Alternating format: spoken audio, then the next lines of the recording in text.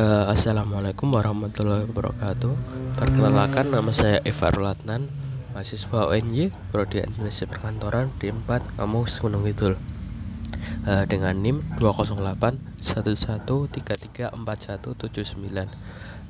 Pada kesempatan kali ini saya akan menjelaskan mengenai analisis kepemimpinan. Untuk lebih jelasnya sebagai berikut ya teman-teman. Di sini saya akan menganalisis dua pemimpin. Yang pertama yaitu Sultan Hamengkubuwono ke-9 dan yang kedua yaitu Haji Muhammad Soeharto. Pemimpin yang pertama yaitu Sultan Hamengkubuwono ke-9.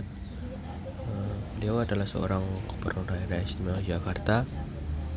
Beliau Sultan Hamengkubuwono ke-9 lahir pada 12 April 1912 dan wafat pada 2 Oktober 1988. Lahir dengan nama Gusti Raden Mas Ndorojatun, adalah Sultan Yogyakarta ke-9 dan Gubernur Daerah Istimewa Yogyakarta yang pertama. Ia merupakan Wakil Presiden Indonesia kedua yang menjabat pada tahun 1973 hingga 1978. Hamengkubuwono ke-9 juga menjadi Ketua Kuartir Nasional Gerakan Pramuka yang pertama dan dikenal sebagai Bapak Pramuka Indonesia. Beliau lahir dari pasangan Sultan Hamengkubuwono ke-8 dan Kanjeng Raden Ayu Adipati Anom Hamengkunegoro atau Raden Ajeng Gusti. Yang berikutnya yaitu konsep kepemimpinan dari Sultan Hamengkubuwono ke-9.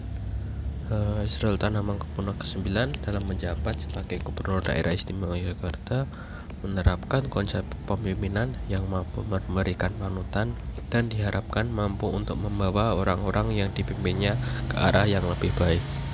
Sri Sultan Hamengkubuwono ke-9 memiliki konsep kepemimpinan sebagai berikut. Yang pertama yaitu empati.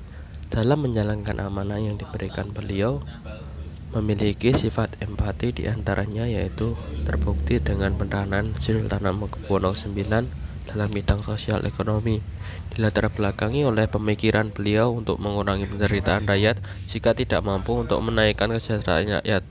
Sultan Hamengkubuwono dalam usaha meningkatkan kesejahteraan rakyat telah ditempuh dengan berbagai cara, diantaranya melalui pertanian dan perkebunan. Sultan Hamengkubuwono ke-9 mendirikan sebuah yayasan organisasi tani yang diberi nama Yakti atau Yayasan Kredit Tani. Tujuannya adalah untuk memberikan kredit kepada petani. Yakti berusaha mengembangkan usahanya dengan menanam tebu dan mendirikan pabrik gula. Namun masalah datang lagi. Usia Yakti belum genap 1 tahun dan organisasi tersebut harus dibubarkan. Pasalnya, banyak terjadi penyelewengan pada unsur-unsur tertentu dalam organisasi, terutama yang berkaitan dengan keuangan. Yang kedua yaitu konsisten. Konsisten yang ada dalam diri beliau terbukti dengan resmi dibubarkannya Yakti. Sultan ke-9 Hamengkubuwono tetap berharap bisa menanam tebu dan mendirikan pabrik gula. Tak berhenti sampai di situ, isu berikutnya yang mengemuka adalah pertikaian parpol soal lokasi pabrik gula. Tiap parpol menginginkan pabrik gula dibangun dekat dengan daerah yang banyak pengikutnya. Perselisihan antara para pihak menjadi semakin sengit. Yang terakhir yaitu kejujuran. Selain beliau memiliki sifat empati dan konsisten, beliau juga memiliki sifat kejujuran. Dapat dibuktikan dengan ketika beliau tidak bersedia dicalonkan sebagai wakil presiden periode 1978 hingga 1983 karena gejala KKN di kalangan pejabat pusat mulai tampak pada 1978. Bacaan Jawa yang mencerminkan sikap ajaran yang teguh dan bijaksana. Ojo cedak kebo tupak, yang artinya jangan dekati kerbau yang terkena kotoran atau lumpur. Keberhasilan Sultan Hamengkubuwono ke-9 tidak terlepas dari falsafah hidup dan kepemimpinan Jawa yang ia terapkan saat memimpin rakyat. Dengan kata lain, kepemimpinan Sultan Hamengkubuwono ke-9 lah yang membawa kemakmuran bagi budaya dan masyarakat.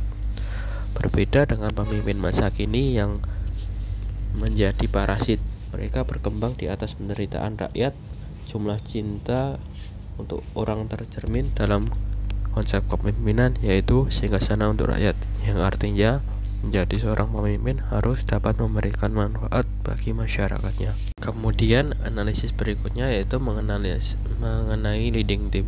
Sebagai seorang pemimpin, beliau memiliki leading team yang sangat baik karena terbukti dengan berjalan mulusnya serangan umum 1 Maret di mana Sultan Hamengkubuwono IX memiliki sumbangan besar. Salah satunya berupa ide melakukan serangan umum 1 Maret. Serangan ini dilakukan sebagai bentuk pemberitahuan kepada dunia bahwa Indonesia belum hancur dan NTNI masih ada. Ide brilian dari Hamengkubuwono IX itu harus diakui cukup besar perannya. Pemimpin yang kedua yaitu Haji Muhammad Soeharto. Soeharto adalah Presiden kedua Republik Indonesia dari tahun 1967 hingga 1998. Lahir pada 8 Juni 1921 di Kemusuk, Sultan Yogyakarta, Hadiningrat, Hindia Belanda, atau yang sekarang dikenal dengan Yogyakarta.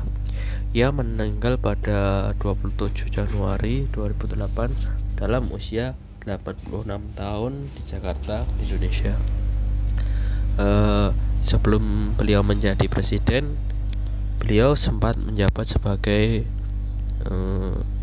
jenderal dari Tentara Nasional Indonesia. Kemudian beliau diberi mandat untuk menumpas kejahatan G30 SPKI, dan setelah kejadian tersebut beliau pun menjabat sebagai presiden untuk menggantikan Soekarno yang mengundurkan diri dari jabatannya, atau yang biasa dikenal dengan istilah Super Semar. Di sini saya akan menganalisis konsep kepemimpinan dari beliau. Yang pertama yaitu teori kepemimpinan. Pada dasarnya, teori kepemimpinan itu sendiri adalah tentang pemimpin atau cara memimpin, sehingga kepemimpinan sangat dekat dengan seni, teknik, atau metode pemimpin suatu kelompok untuk mencapai tujuan. Untuk teori kepemimpinan dari Soeharto sendiri dimulai pada masa Super Semar tahun 1966, di mana pemerintahan saat itu berubah menjadi Orde Baru.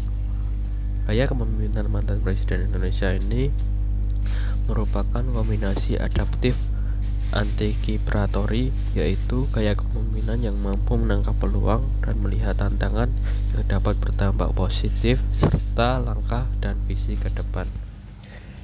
Pada awal kepemimpinan beliau memiliki sifat yang baik dan menonjol seperti kesederhanaan, keberanian, dan kemampuan mengambil keputusan, serta mentalitas yang kuat dalam mengambil keputusan dan menerapkannya secara konsisten.